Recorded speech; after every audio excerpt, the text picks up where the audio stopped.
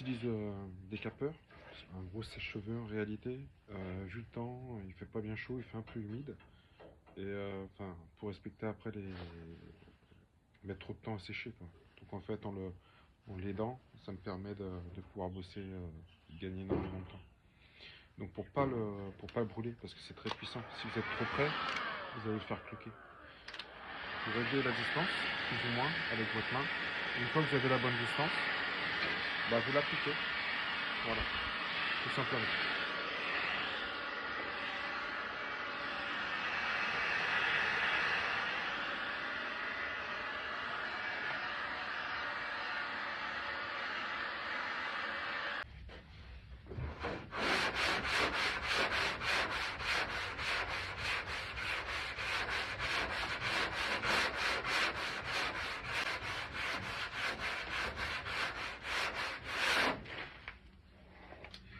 Comme je vous avais expliqué pour quand j'étais sur l'aile arrière, il faut vraiment le faire à la cale, donc plus qu'on peut. Faut aussi d'avoir les surfaces le maximum, le plus droite possible. Je sais pas ce que ça va donner évidemment, on verra à la fin, mais bon la règle c'est quand même ça, il n'y a pas de secret. Et puis en plus c'est dimanche, donc si je commence à faire péter le compresseur qui me fait un boucan de malade sans arrêt, je vais me faire tirer au fusil.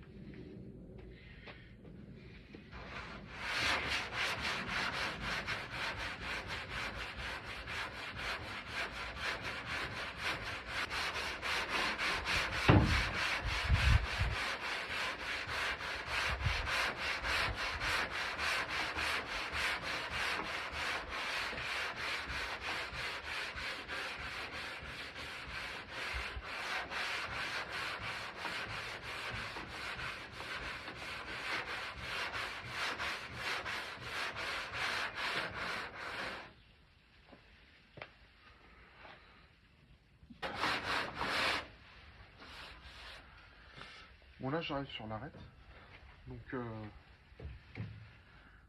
prendre la plus petite cale, parce qu'en fait avec la grande cale après ça fait plus de conneries qu'autre chose. Voilà, j'arrive sur l'arête, cette partie là, donc je vais essayer de la rattraper déjà au maximum là, parce qu'après il va falloir que je la réajuste avec la porte quand je vais remonter la porte.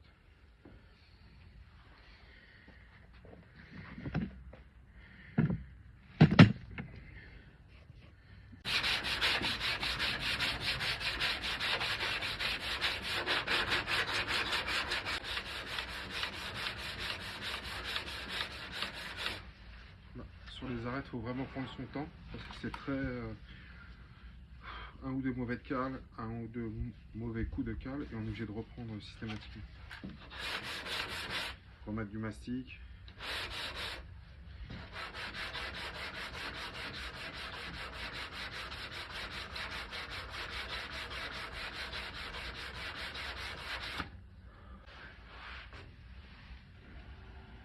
En fait, à chaque fois on met des couches, c'est infime.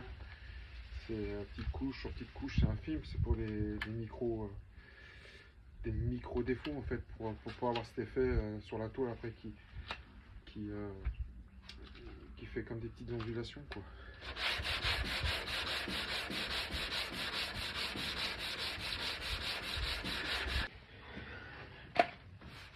Bon là elle est bien prononcée, on la sent vraiment, alors que là-dessus on la sent pas non plus comme un malade.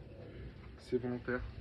C'est comme ça, après je remettrai un petit coup de papier pour la casser, pour l'arrondir, mais comme ça me laisse un petit peu de matière pour avoir à rattraper avec à côté. Pour pouvoir vraiment les aligner.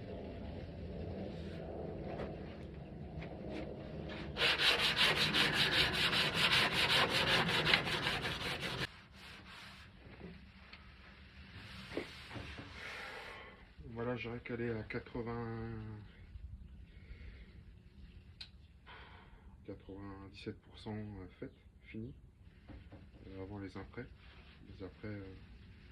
garnissants, ce qu'on appelle. Maintenant il me reste une arête vraiment ajustée avec la porte. Sinon pour le reste là, une passe, c'est une passe très fine, très légère. Ça suffit à reprendre les légers défauts.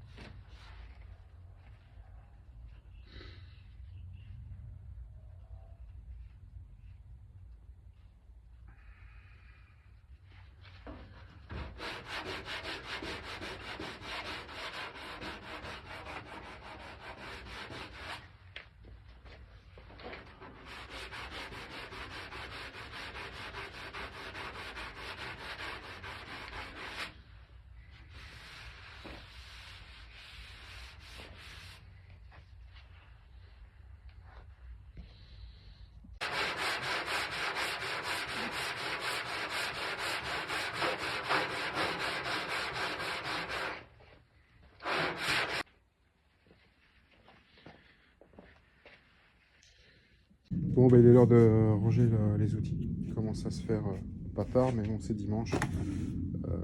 17h45, je pense qu'à un moment donné, il faut aller se poser un petit peu. Et donc là, 2 jours pour en arriver là, quoi.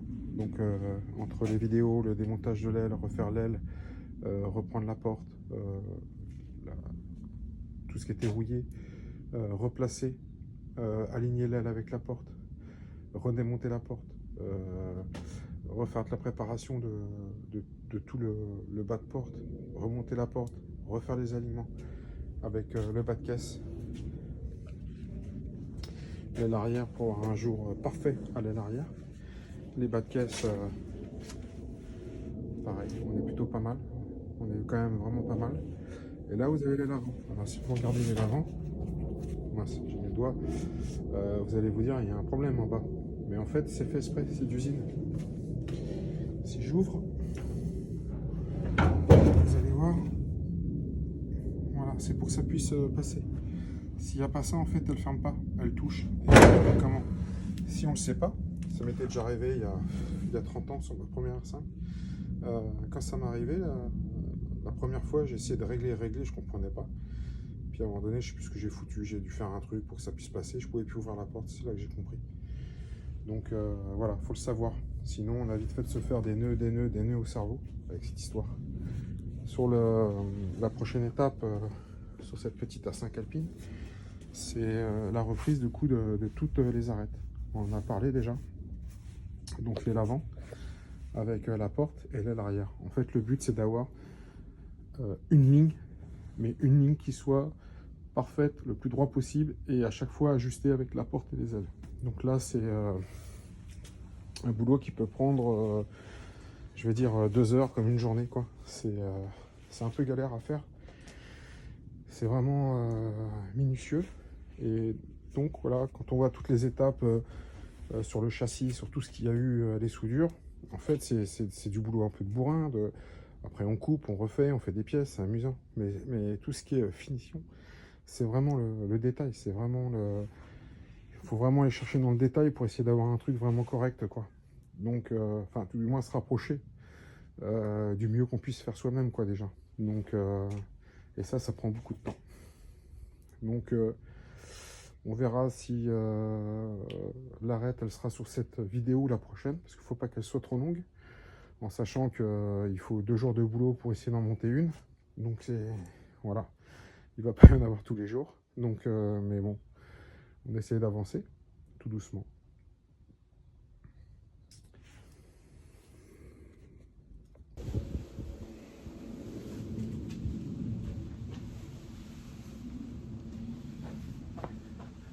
Bon bah du coup on est reparti pour tracer cette arête. Il y en a qui appelleraient ça une ligne de vie. Bon voilà, essayer de mettre ce scotch. Donc c'est du gaffeur, c'est un peu épais. Et bon, on a essayé de faire cette arête continue de l'aile à l'aile arrière. De l'aile avant à l'aile arrière du coup. Donc déjà bien repérer déjà le départ. Donc on s'aligne sur la première.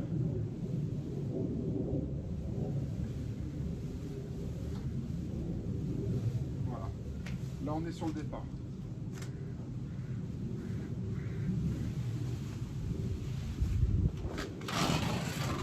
Le but c'est de tirer le maximum de gaffeur pour arriver sur l'arête, la fin de l'arête à l'arrière de l'aile. Voilà, je la repère. Elle est là, encore un peu. Et je suis ici.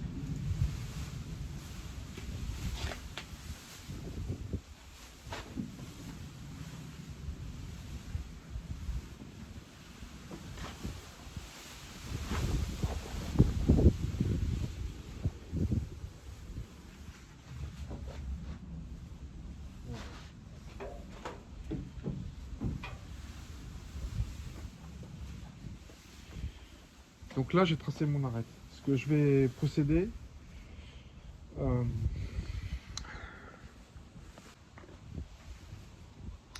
je vais l'accentuer volontairement avec un petit bout de bois très fin. Je sais pas combien ça fait comme millimètre. Je vais le mettre en application sur la porte, le scotcher. Je vais voir déjà si ça marche. Pour pouvoir le mastiquer. Donc en fait, je vais ajouter une couche volontairement bien plus que l'arête d'origine pour pouvoir recharger en dessous et pouvoir la travailler et la descendre, la descendre, la descendre pour laisser quasiment plus rien à la fin. On va voir déjà si ça marche.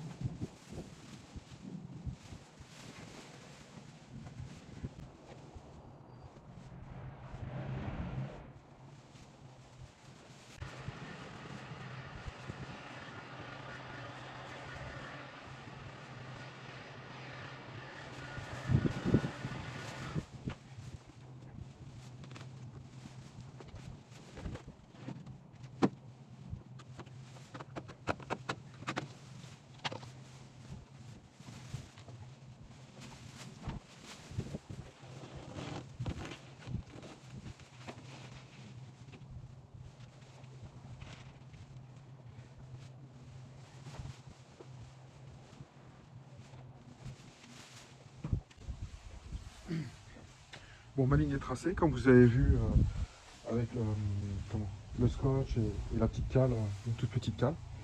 J'ai mis le Saint-Fer. Et en fait, j'ai mis un tout petit coup de décapeur juste à peine pour le faire un peu prendre, parce qu'il fait encore un peu froid. Et puis après, il faut le retirer tout de suite pour pas que le mastic colle à la planche. Et après, pour le retirer, c'est un peu galère. Là, je vais le sécher.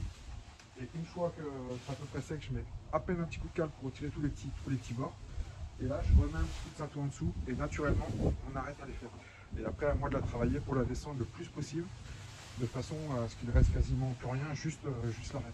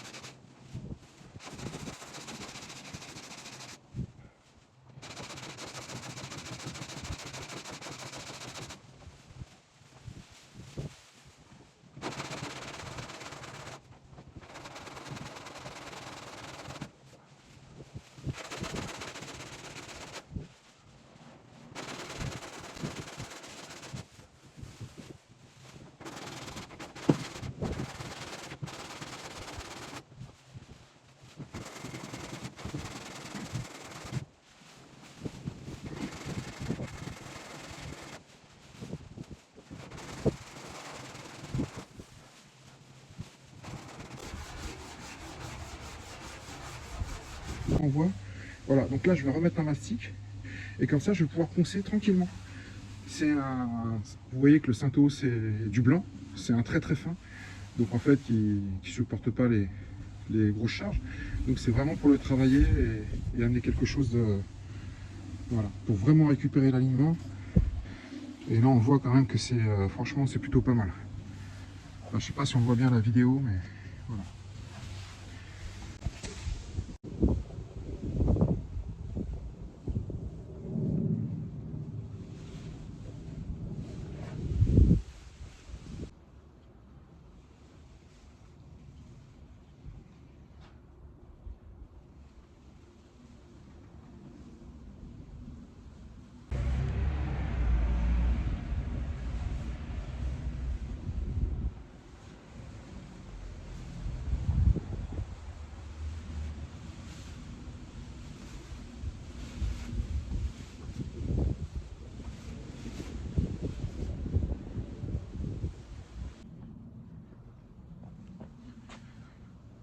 Bon, j'ai rattrapé l'arête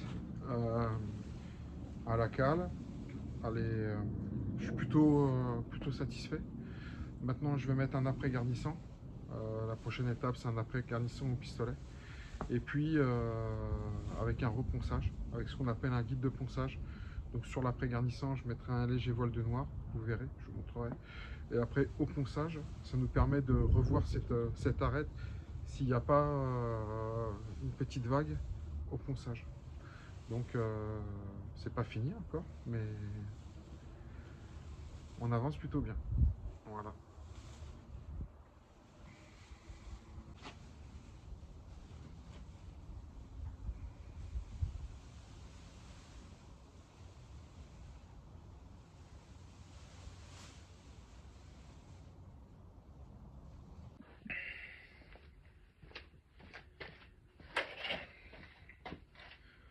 Bon, les temps de séchage nécessaires ont eu lieu, il y a eu toute la nuit, en plus au sec, donc il n'y a pas de souci. Donc là, on va attaquer le ponçage, toujours à la cale, comme je vous l'ai expliqué hier, avec un grain de papier beaucoup plus fin, enfin c'est du 2,40, ce qui reste quand même un peu épais, mais étant donné qu'on va là repasser en après-garnissant à la fin, mais ça reste quand même un petit grain, pour s'assurer vraiment une finition maximale. Et comme je l'évoquais hier, vous savez, le guide de ponçage, le noir qui a été appliqué sur l'après, on voit toutes ces petites traces noires. Alors je ne sais pas si ça va être vraiment visible, mais pour donner une petite idée.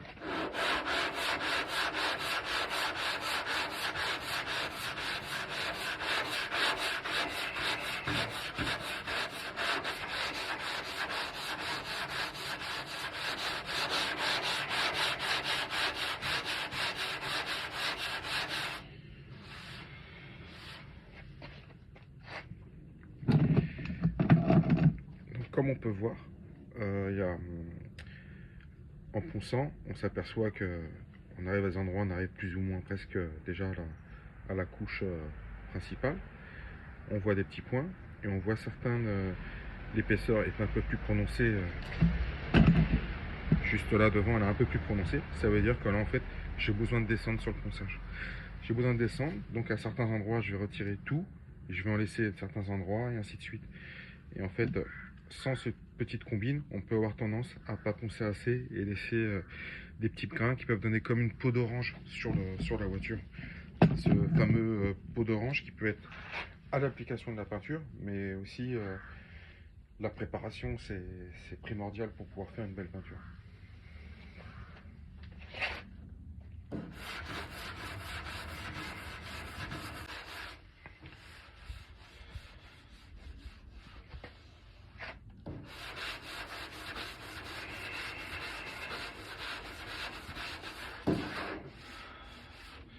Donc là, voilà, il y a vraiment un bel exemple. En ponçant à la cale, j'ai descendu le premier mastic au départ. Je suis sur la tôle, sur le gris. Et là, juste là, je ne sais pas si vous le voyez, on voit des tout petits points. Ça veut dire qu'en fait, là, j'ai un manque qui est infime. Mais j'ai un manque qu'il va falloir que je traite.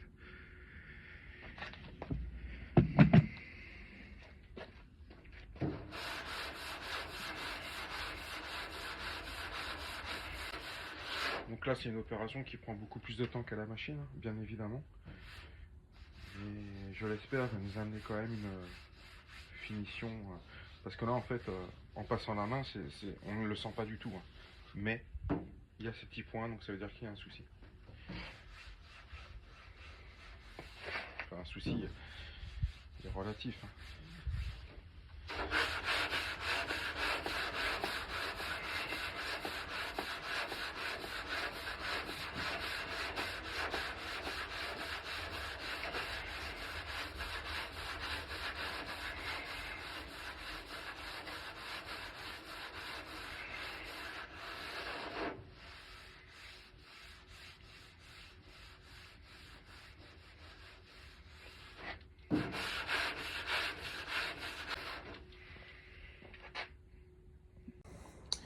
Comme vous pouvez le constater, en fait, après ce... Donc, je n'ai pas poncé la porte entièrement. Mais après ce premier ponçage, on peut se rendre compte que malgré les épaisseurs assez épaisses que j'ai mis en mastic garnissant, c'est toujours en fait la même histoire, hein. C'est que après ponçage, il en reste très très peu, quoi. C'est vraiment infime. Donc voilà, on pourrait croire que c'est chargé, chargé, chargé, toujours en mastic, toujours en après garnissant, remettre une couche. Mais en fait, à la finale, il reste très peu et c'est vraiment... là, c'est pour être vraiment sur une finition. Voilà ce que je vous parlais tout à l'heure, les petits points là. Ça veut dire que là, j'ai un petit peu que je vais pouvoir rattraper ça, je pense, à l'après garnissant parce que c'est vraiment pas grand chose. Mais voilà à quoi sert vraiment ce guide de ponçage. Là, on peut voir que sur l'arête qu'on a travaillé, j'ai un creux là. Enfin, voilà. Donc, je vais voir rajouter un petit peu de ponçage. Sinon, il faudra que je rajoute un petit mastic, mais c'est infime à chaque fois. Donc, voilà. Donc, je m'attaque au reste de la porte et on regarde le résultat après.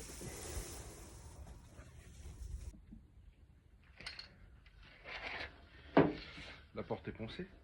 Donc, je vous montrerai. Hein, j'ai un ou deux défauts. Un défaut qui est un petit peu chiant à faire, parce que c'est sur une arête. Bon, je vais regarder parce que j'ai le lécheur de vitre qui vient dessus, donc ça se trouve, bon, on va voir. J'ai un défaut un peu plus grossier sur mon bas de porte. Bon, je vais mettre un petit mastic. Et là, ce que je vais faire, c'est comme j'ai tout poncé, je vais m'assurer pour voir si mon arête elle est vraiment correcte. Je vais refaire un petit guide de ponçage, mais juste sur l'arête.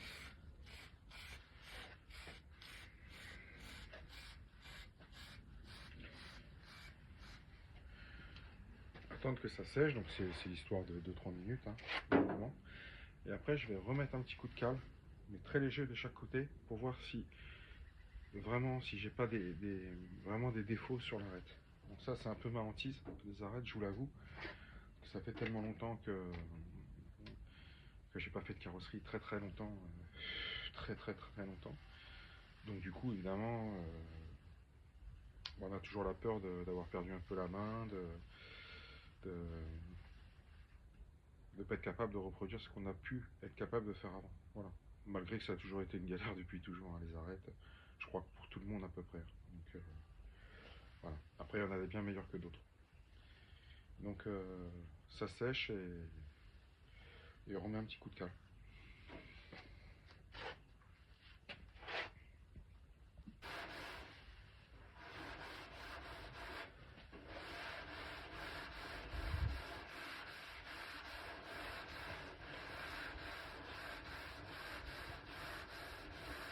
Bon, là, j'y vais vraiment doucement, hein, parce que le but, c'est pas de retirer de la matière, c'est de vraiment voir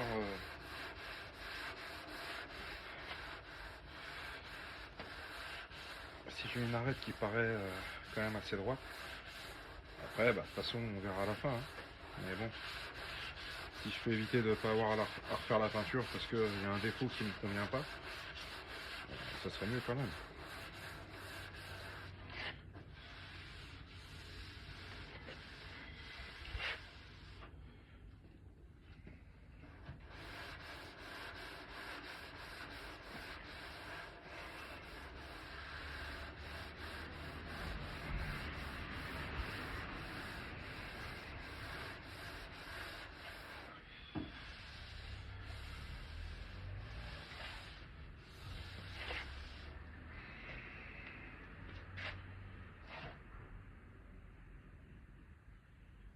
Bon, je dirais qu'au vu du premier coup de cale, sur le bas, ça a l'air d'être plutôt pas mal. Là, j'ai un petit truc ici, on va voir si ça... Eh oui, c'est bon.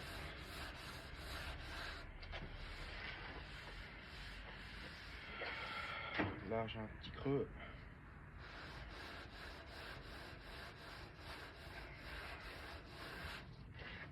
Ça a l'air d'être bien aussi, franchement. Ça a l'air d'être bien.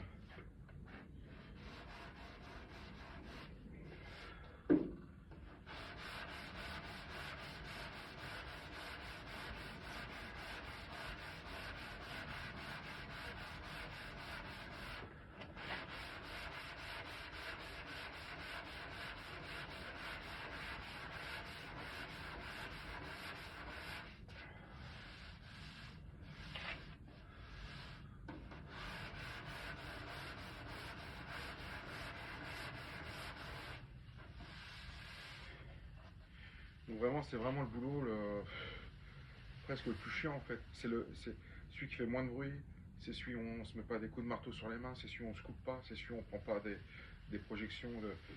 Mais c'est vraiment la finition, et c'est vrai que dans ces, dans ces, dans ces étapes, il y a toujours, comme dans tous les boulots, il y a toujours un qui est spécialiste dans la finition. Comme souvent, bah, déjà les peintres, la préparation avant les peintures. Le carrossier est quand même plus dans le gros œuvre. Et puis il y a le carrossier qui n'aime pas forcément le gros œuvre, mais qui aime bien l'entre-deux. Donc en fait, il en faut pour tout le monde. Et bah, évidemment, le plus dur, c'est d'être un peu tout à la fois, quoi. Voilà, c'est un peu plus compliqué, quoi. Mais bon. J'ai vraiment l'impression que c'est pas mal. Et je sais pas si mes compétences s'arrêtent là. Parce que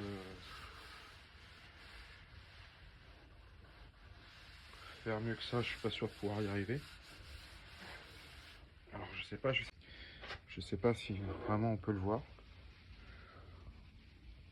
Ah, c'est pas évident comme ça à la vidéo, mais c'est plutôt pas mal quand même, dans l'ensemble. Voilà, donc là j'ai un creux qui se sent même pas à la main, mais ça je vais pouvoir le rattraper avec ma deuxième passe de mastic. Et par contre là, comme on voit ici là, j'ai vraiment un petit souci, un petit creux. Donc là je ne rattraperai pas avec le mastic. Donc je vais rajouter un petit peu de matière, mais c'est pareil, c'est infime, hein. Je suis tout le temps dans le détail. Bon, on va s'attaquer à l'aile.